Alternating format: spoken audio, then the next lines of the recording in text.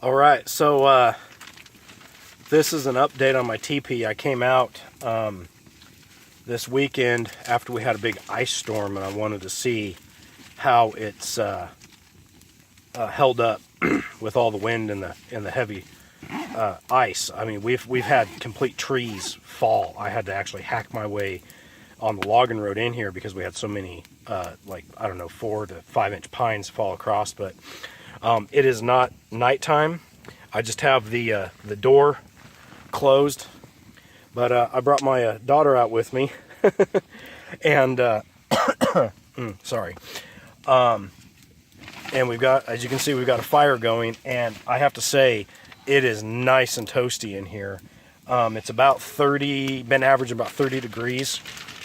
And I just came in, wanted to see how this was. Probably took me an extra 30 minutes to get in here because I actually had, I got my tomahawk in my Jeep, and I actually had to cut my way, cut trees in half to get and move them out of the way. But I have to say the teepee with the hole up in the top, once you get the door closed and the inside warms up, I tell you what, it sucks the smoke right out the top, and it's really nice in here. I'm fully stretched out. I'm actually laying down, and she's got that side over there, which is where like my buddy Dave or her could camp out.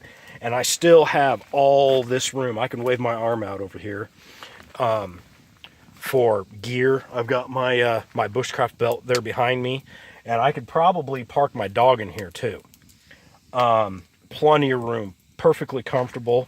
You can actually stand up in here. I'm almost fully upright, but I'll also put my head right up in the smoke. But anyways, this is just an update and how it is in here. I mean, it's cozy. I have the small fire going here, which is more than enough to do what we would need for the night.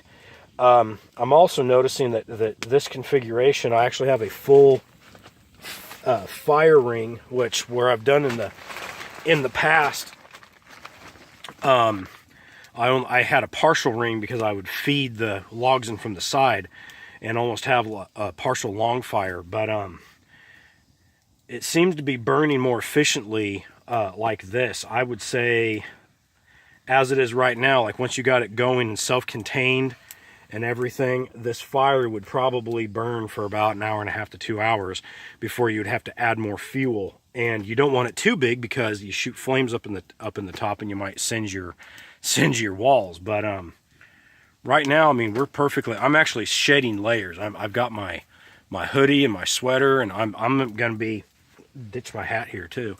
I'm gonna have to start shedding layers here pretty soon. So I would say it could get as cold as it wants outside, and as long as you've got a shelter like this and an inside fire, you're set if you can pull that off. I really like this idea as a new base camp, so I've really got to hand it to my friend Dave about having this idea to build a teepee. I think it's absolutely awesome. Plenty of room. In a lot of survival shelters, you hear the smaller the shelter, the easier it is to warm, and conserving resources. In an emergency, that's good, but as a permanent or semi-permanent setup, there's no problem. This fire would warm 1 to 3 people. 1 to 3 people, no problem, because if you changed things a little bit, you could easily fit a third person in here. And I have this awesome cache of firewood here. I don't know if you can see that. It is kind of dark in here, but I've got enough firewood for probably, conservatively, I'd probably say 2 or 3 days. Just burning, just running it about like that, probably 8 to 10 inch flames and a good bed of coals. This fire would warm this shelter very, very easily, very efficiently, without a lot of fuel expenditure. So it's actually much more efficient than an open air fire, I'm thinking. like I was doing on my other overnights, where I had like 4-foot sections, and which that again has its place if you're just, you know, making an open front lean-to. That saves you if you have an abundance of fuel.